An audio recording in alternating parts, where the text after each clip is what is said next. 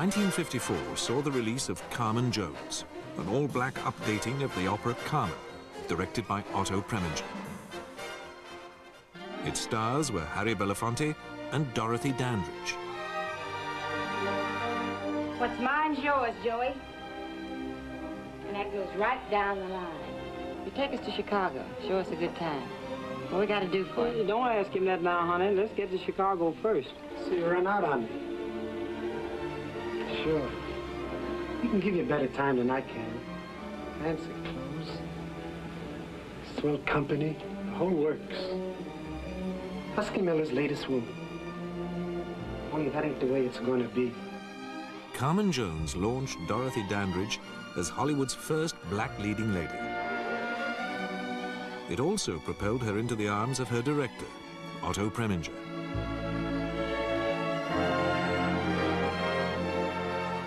But the success of Carmen Jones did not bring Dandridge happiness. Her relationship with Preminger, a romance across racial lines, was doomed not to last. It was a parable of Hollywood in the 1950s.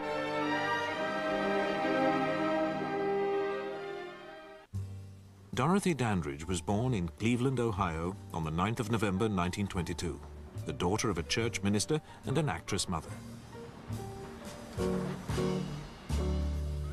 In the 1940s, Dorothy's mother, Ruby, was well known as Oriole in The Beulah Show on radio. She later made the role popular on television. In 1930, Ruby separated from her minister husband and settled with her two daughters, Dorothy and Vivian, in Los Angeles. The little girls performed as the Wonder Kids, touring Baptist churches in America's South. Dorothy and Vivian had taken their first steps on a long show business journey, with all this implied for black performers.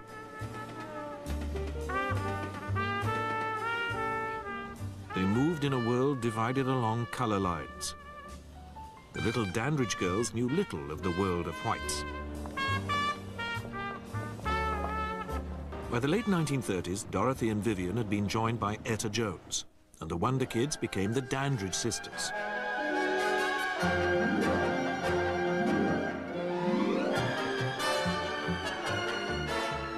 They were taken up by talent agent Joe Glazer, who got them a berth in a Warner Brothers movie. Going Places, the 1939 Dick Powell vehicle, which featured Louis Armstrong singing Jeepers Creepers. Next stop for the Dandridge sisters was the shorts department at MGM. Then Glazer got them a booking in New York, at the legendary Cotton Club at 48th and Broadway.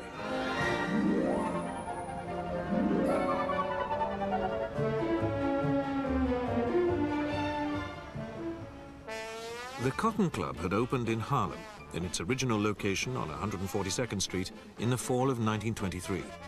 It was the cradle of a new brand of popular black culture. The club offered the Dandridge sisters a dazzling array of new sensations. Extrovert Cab Calloway had them sing with his band.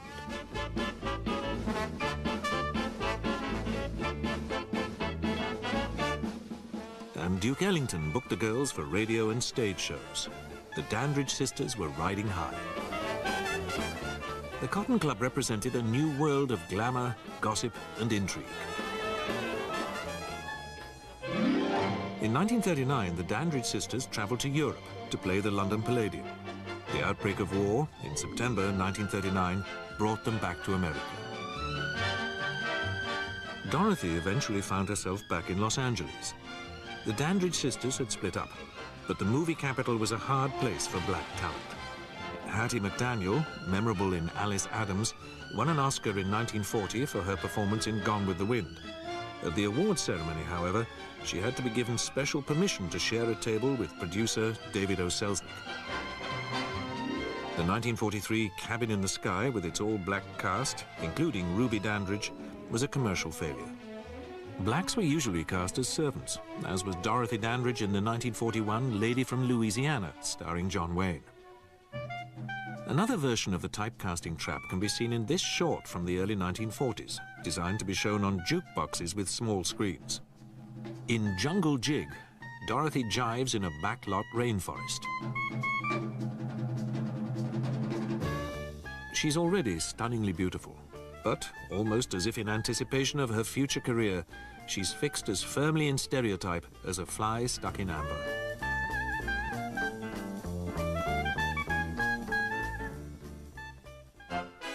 In another of these so-called soundies, Dorothy is cast as a comic counterpoint to a white star. Singer-songwriter Hoagie Carmichael. Seen through today's eyes, some of these shorts seem demeaning, but all of them touched on the desire of the black community to have its own pin-ups to set alongside the glamorous white leading ladies of Hollywood's major studios.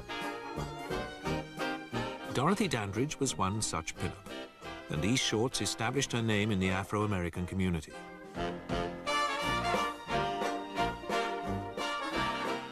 While working at the Cotton Club, Dorothy had met the celebrated tap-dancing Nicholas brothers. In September 1942, she married Harold Nicholas. Harold was a worldly womanizer. Dorothy, in spite of her showbiz background, straight-laced and a virgin. The couple had a child, Harolyn, who was retarded, and in whom Harold showed no interest. Otto Preminger's origins and upbringing were a world away from those of Dorothy Dandridge. He was born in Vienna in 1905, the son of a prominent lawyer who had held high office in the Austro-Hungarian Empire. Otto became a man of the theatre and assistant to the famous Max Reinhardt, running Reinhardt's Theater der Josefstadt in Vienna. In 1935, Preminger came to America to direct Libel, a courtroom drama that he had presented successfully in Vienna. He had directed one movie in Europe, and from Broadway, he traveled to Hollywood to work for 20th Century Fox. Here, he spent several months as an observer on the studio's sound stages. He also worked in the studio's cutting rooms before being assigned to directing duties. But Otto ran foul of the studio boss, Darrell F. Zanuck, who fired him from his first big-budget movie, a version of Robert Louis Stevenson's Kidnapped, after only a week of filming. Virtually blacklisted in Hollywood, Otto beat a tactical retreat to Broadway. Here he directed Margin for Error, casting himself as the play's Nazi heavy. The bullet-headed Preminger was in fact Jewish, but he was so convincing that he was rushed back to Fox to play another Nazi in The Pied Piper, and then directed and starred in the movie version of Margin for Error. In 1944, Fox chose Ruben Mamoulian to direct Laura, based on the novel by Vera Caspary. Preminger, still out of favor with Zanuck, was originally to produce, but he wound up replacing Mamoulian. The result was one of the noir classics of the 1940s, and the movie that established Preminger as a major director. The feud with Zanuck was forgotten. Now a US citizen, Preminger was to stay with Fox until the early 1950s. Dorothy Dandridge was picking up the pieces of a career which had stalled after the collapse of her marriage to Harold Nicholas.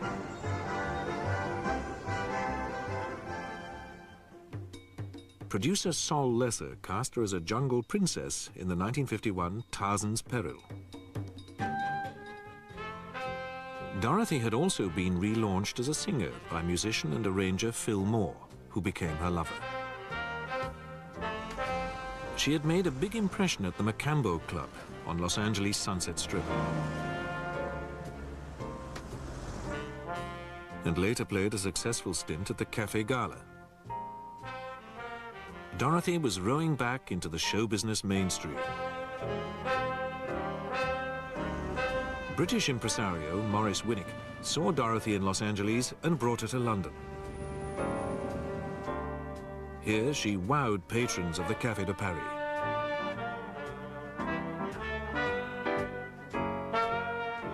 Back in the States, magazines were hailing Dorothy as the most beautiful Negro singer since Lena Horne.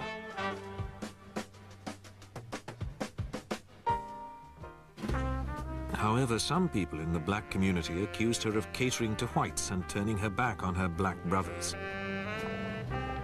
Those who in a few years would join the civil rights movement had ambivalent feelings towards Dorothy Dandridge. Dorothy remained unruffled and adapted to being a black woman making her way in a white man's world. She signed with the prestigious agency MCA and was booked to open a new club, Ciro's, in Miami Beach. But Dorothy was dismayed to discover that she was not allowed to stay in Miami Beach after she had performed. She had to return to stay in a hotel in the city's black ghetto. The same segregation rules applied to such distinguished black entertainers as Nat King Cole. Not much had changed since the days when Dorothy was making soundies.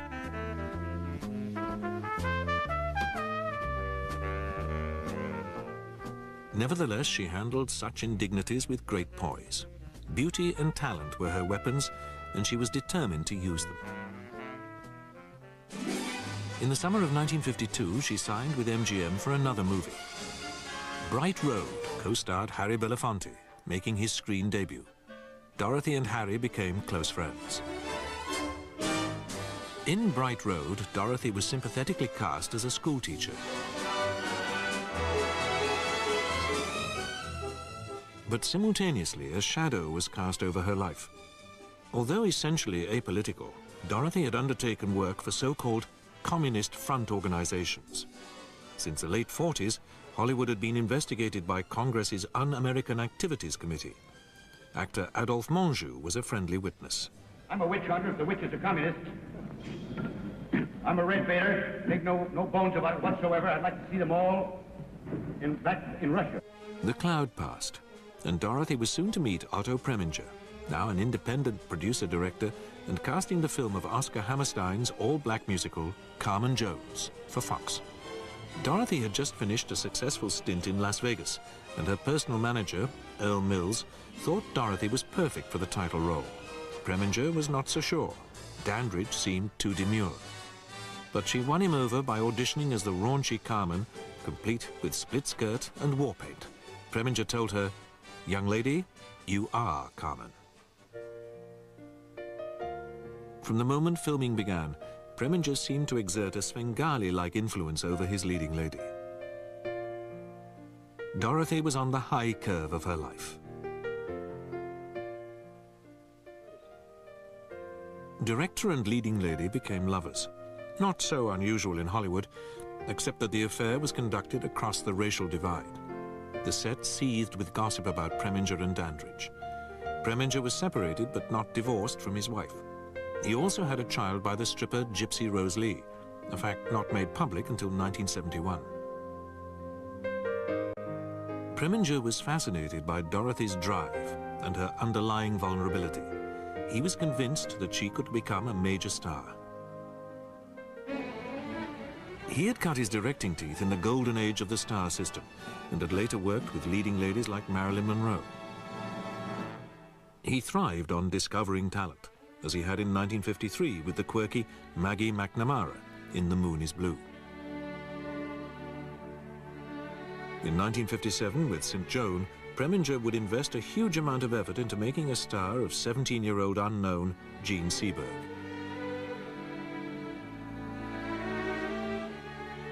Preminger had a reputation as a hard taskmaster, an image that he was careful to cultivate.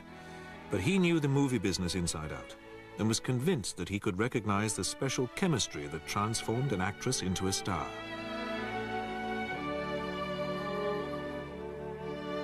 He believed that he could work that alchemy with Dorothy Dandridge and make her the first black goddess in the Hollywood pantheon. Tragically, Preminger and Dandridge were years ahead of their time.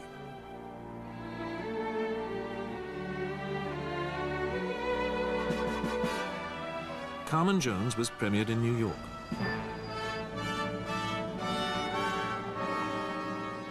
Dandridge's co-star, Harry Belafonte, praised Preminger, declaring, "I say thank God for the independent producer."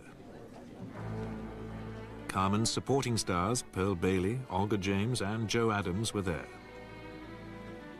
as was a radiant Dorothy Dandridge.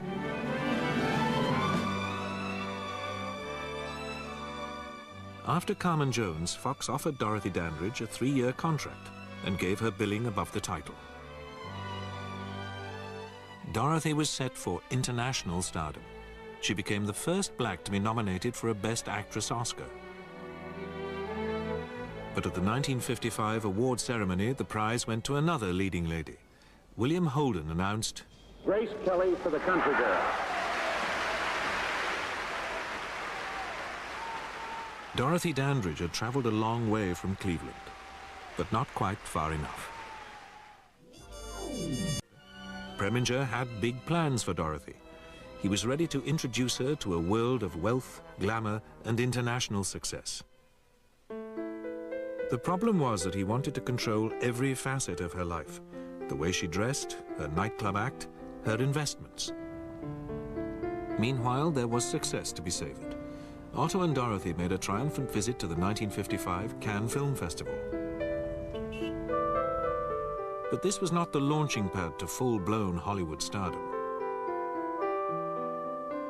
It was 3 years before Dorothy made another movie.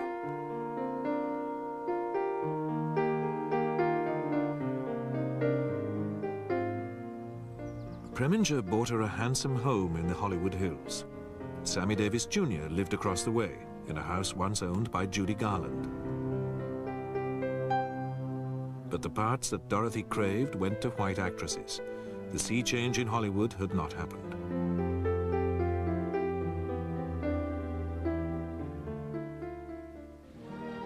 Eventually, Dorothy settled for Island in the Sun, produced by Darrell F. Zanuck and directed by Robert Rossen.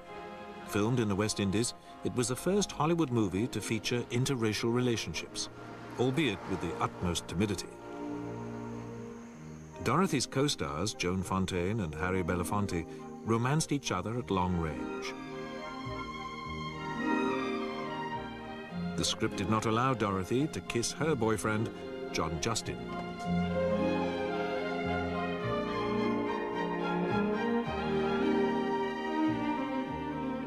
Many years later, Harry Belafonte recalled the background to the movie. I was at the time unhappy about it. I discussed it at great length with Zanuck and with Robert Rossen and people involved. But there was another priority. You see, the American film and the American scene had certain myths going for it that were devastating to us. First was the concept that anything with an all-black subject matter was doomed to economic failure. And they had to recite films like Stormy Weather and Cabin in the Sky, for example. And certainly with a country that was so racially imbalanced in its emotions and its personality, anything dealing with miscegenation was doomed to failure. Dorothy's career was stalled. To make things worse, she was drawn into a lengthy legal battle with the scandal magazine Confidential, which had published a scurrilous article entitled "What Dorothy Did in the Woods," alleging an illicit romp at Lake Tahoe. Her relationship with Otto Preminger was winding down. Dorothy wanted to marry Preminger, but it was clear to all those who knew the couple that Otto would not take her to the altar. Dorothy's stock in Hollywood had plummeted. She had to go to Europe to find work. She made Tamango, a shipboard sex drama co-starring Kurt Jürgens. It had none of the inhibitions which had beset Island in the Sun, but it was just as forgettable. There's nothing about you that I like. Nothing! No.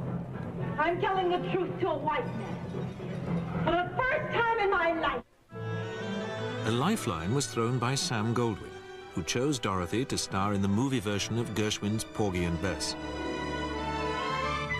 Slated to direct was Reuben Mamoulian, who had handled the show's Broadway production in the 1920s. He assured Dorothy that the role of Bess would revive her career. But Mamoulian's time at the helm of Porgy and Bess was short-lived. He departed to be replaced by none other than Otto Preminger, the man who had supplanted him on Laura.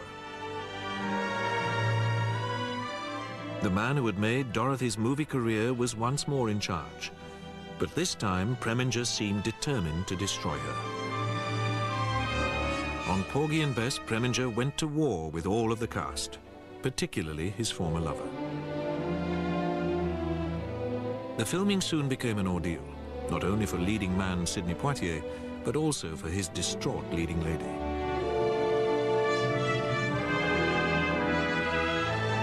At one point in the production, the actors virtually mutinied. Preminger had confirmed his reputation as a movie martinet. Porgy and Bess did not save Dorothy Dandridge's hard-won stardom. It was, however, also the prelude to her unhappy marriage to Jack Dennison.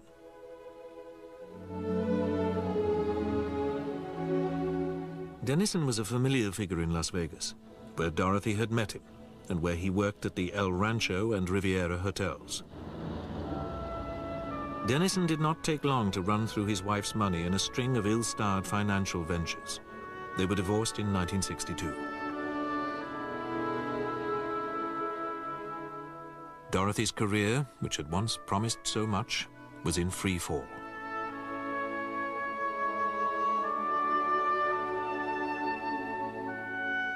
She was declared bankrupt, and her retarded daughter, Harolyn, was placed in an institution.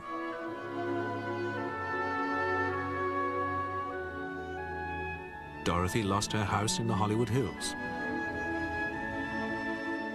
It gave way to a succession of more modest homes.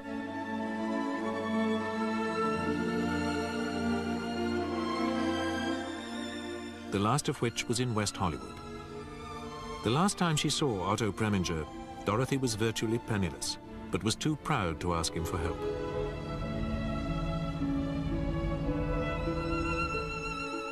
On the 8th of September, 1965, Dorothy Dandridge was found dead in her apartment from a drug overdose.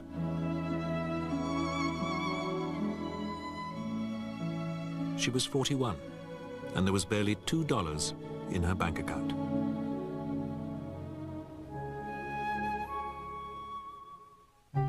Otto Preminger survived Dorothy Dandridge by over 20 years. He was a director who had made his way in the heyday of the studio system and had survived the collapse of that system to produce and direct a string of movies animated by his inquiring camera. Ironically, his last movie, The Human Factor, made in 1980, featured an interracial marriage. Otto Preminger died in 1986.